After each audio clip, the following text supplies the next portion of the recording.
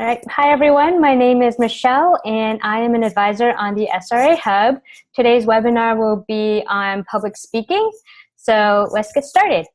I'm going to share my screen with you so that you guys can see the presentation.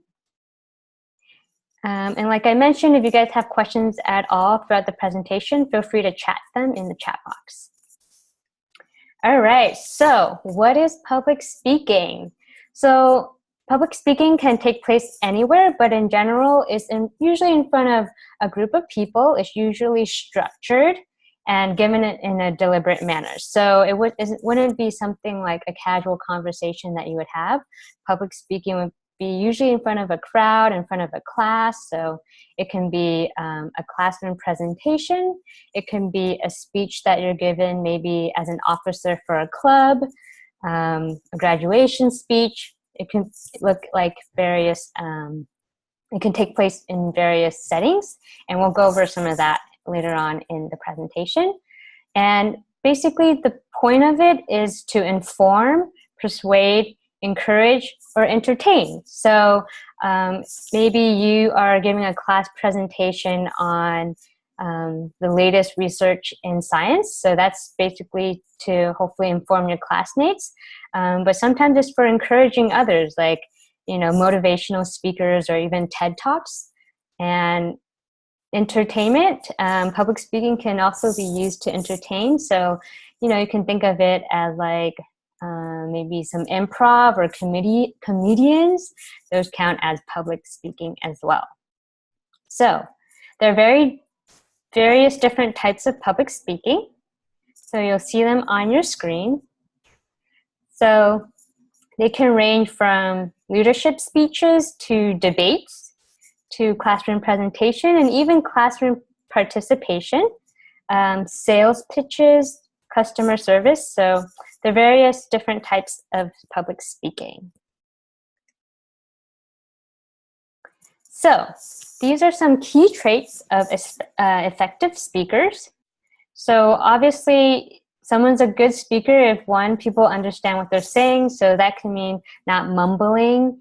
It means having a clear tone of voice, making sure you're expressive. So, you know, we've all had those professors or teachers who are just super boring, and you're just sitting in lecture and you're just like, I can't do this anymore because you're just so boring, and they're speaking that same tone. I think you guys know what I mean. So, you know, when you're giving a speech in front of a class or a group of people, you want to be expressive, maybe smile, use your hands to demonstrate what you're trying to say instead of just standing there awkwardly. So you also want to be prepared. We'll go into that a little bit later, but you want to know what you're going to say, and you want to be knowledgeable about what you're going to say. So that means you want to do your research ahead of time. So these are the 3 P's of public speaking. It's a good way to kind of prepare and make sure that you're doing a good job. So the first P stands for, actually, before we go to that, do you guys know that 70% of the population has a fear of speaking or public speaking? That's actually a lot of people. So if you're, you know, one of those people who's afraid, you're not alone. So the first P is to prepare. You want to know what topic you're talking about. So if you're giving a presentation on, like I said, like a new scientific discovery, you want to know about the topic, meaning you want to research. You want to make sure you talk to other people about, you know, what there is to say about the topic. You want to go on the website. You want to read articles, watch news, whatever it is. You want to know everything you can about it. You also want to know exactly how you're going to present. Okay, so you want to hook the audience in the very beginning, and that just basically means like making sure they're engaged from the very beginning. So maybe you start off with some really cool statistics about the new studies that you're about to talk about, or the key findings of the research to kind of like engage your audience or hook them in right away so they're interested in learning more about what you're going to say. You want to have supporting evidence, so that includes personal stories, anecdotes, and scientific data. And you want to end it with a powerful conclusion so that they walk away after hearing you talk thinking, man, I really learned something, or man, that was really a really great speech. So don't disregard the conclusion. Make sure that you end it as well as you start it. So those are some key things to think ahead of time as you're preparing for your speech. Posture. So if you're giving the presentation, most likely you're standing either at a stage or in front of the classroom. You want to stand naturally and to, stand up straight. You don't want to slouch. You don't want to look like a robot. Just be natural, be confident. Breathe from your diaphragm. Get a good night's sleep, and always make eye contact with the audience. So I think a lot of people have heard the advice of like picking that one person you feel comfortable in the audience and just kind of looking at them. I actually wouldn't recommend that because you're just basically staring at that one person the whole time, and I don't know, that might creep them out. Or if it's your friend, maybe it's just, I don't know, just it's not the best advice in my point of view. What I usually do is kind of look around. So maybe you pick one person to look at, say a couple points, look at someone in the middle and say some other points. So you make sure that everyone is basically getting that attention from you. So make eye contact with them throughout the room, not just one person. Pander to your audience. So you want to make sure they're engaged. And keep in mind that your audience does not want to see you fail. Like if you're nervous about giving a speech, and you feel like, oh my God, everyone's going to notice everything that I say that's wrong, or they're going to see that I'm nervous. People want to learn from you. They want to hear what you have to say. Don't think that they're nitpicking at everything that you're presenting. They want to see you do well. You want to keep it natural. Like I said, you want to practice, but you don't want it to be too rehearsed to the point where it looks like you're just memorizing and just spitting out different facts. It's okay to throw in some jokes, but as long as they're appropriate, to keep it light and to keep it more engaging. So I think most people know not to read entirely off of note cards that you may have, or if you have a presentation or PowerPoint or Prezi. It's okay to, look at it. It's okay to make a reference to it, especially if some people are visual learners and you want to point things out on your presentation. That's okay, as long as you're not just, giving all your attention to your PowerPoint to the point where you're not, speaking to your audience. And you want to speak in a loud voice. Generally, you want to speak a little louder than, you think you need to, just to make sure everyone can hear you. It also comes, when you speak a little louder, it comes off as you being more confident. All right, these are some things to avoid.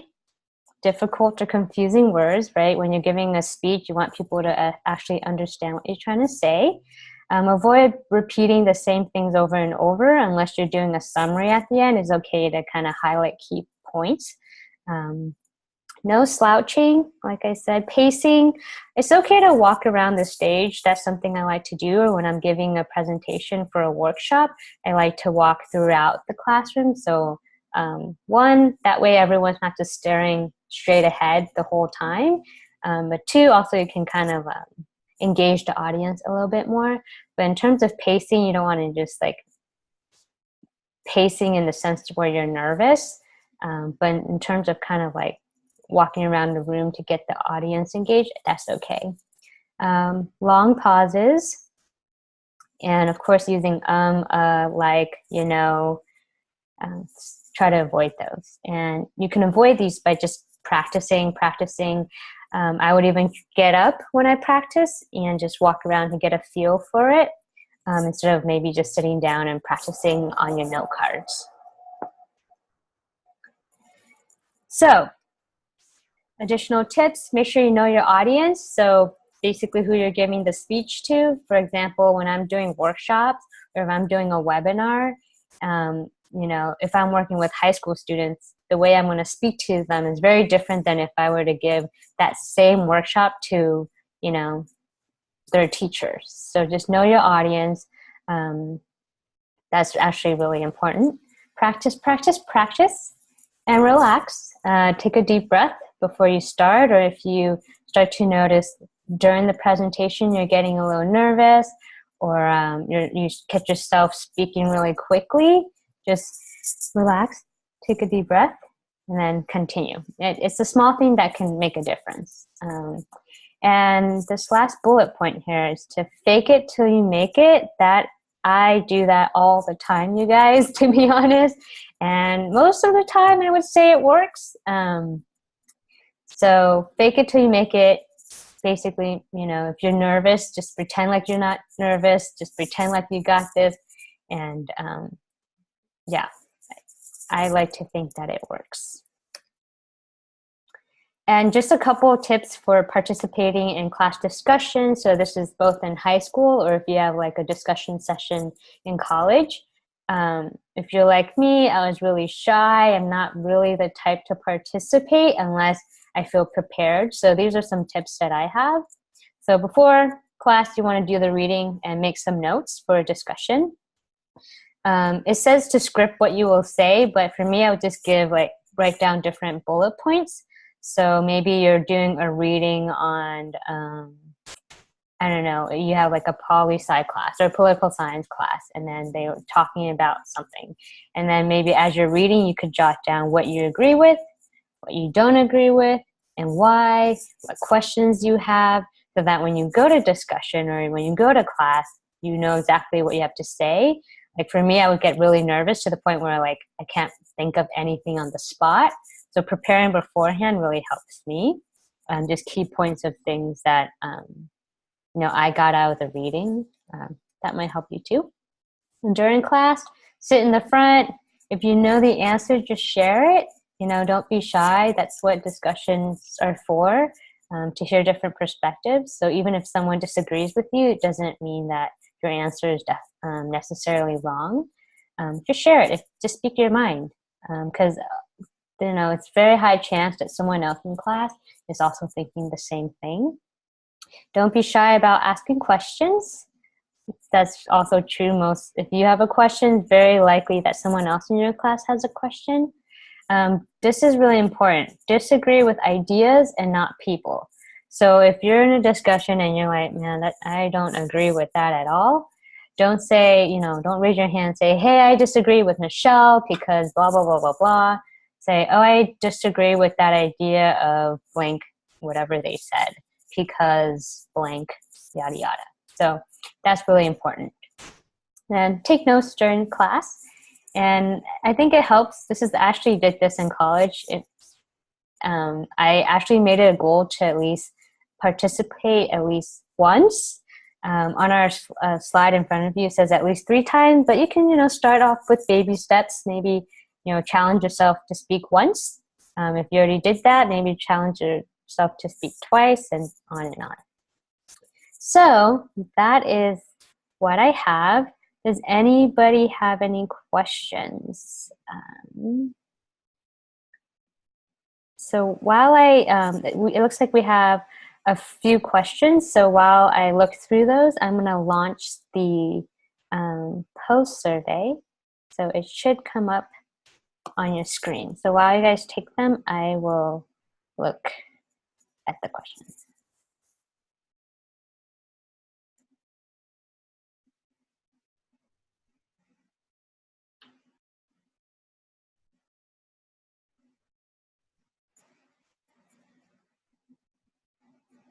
Okay, so one of the question was, would making eye contact with one person be unprofessional? It kind of depends on how many people are in the room too, right? So ideally, I wouldn't say it's unprofessional, but in terms of, being an effective speaker, I would try to make eye contact with everybody at least once. That actually keeps your audience engaged. And the second question is, oh yeah, so when it comes to disagreeing with someone, would someone ask, well, if you're disagreeing with their idea, aren't you disagreeing with that person? So in a sense, yes, But in terms of, how that person will take it, I think it'll be less personal. So if I shared a thought like, hey, um, I think apples are the best fruits ever, like apples all the way. And then someone say, actually, Michelle, they can either say, actually, I disagree with you. Apples are not the best fruit ever. Maybe instead of saying that, they can say, oh yeah, apples are great fruits, but I would actually argue that pears are better because yada yada. So you want to acknowledge what that person say, not just go ahead and disagree with them right away. But there's a way of. So I think I hope that answered your question. If that doesn't, you can email me and I could talk more about it.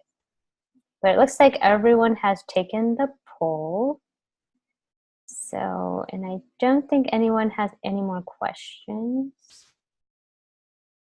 No. Okay, just so you guys know for the survey, which of the following is a form of public speaking? They are all forms of public speaking. While public speaking is okay to be quietly, throw in jokes, read off the PowerPoint. Basically, it's okay to do any of them except to read off the PowerPoint.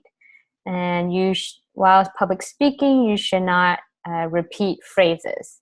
It's okay to fake it until you make it, but in terms of repeating phrases over and over, that's not good. Okay, cool. It looks like that's everyone's questions. Thank you guys for joining our webinar today. If you guys have any questions about public speaking or anything else, feel free to reach out to us on the SRA Hub. Thanks.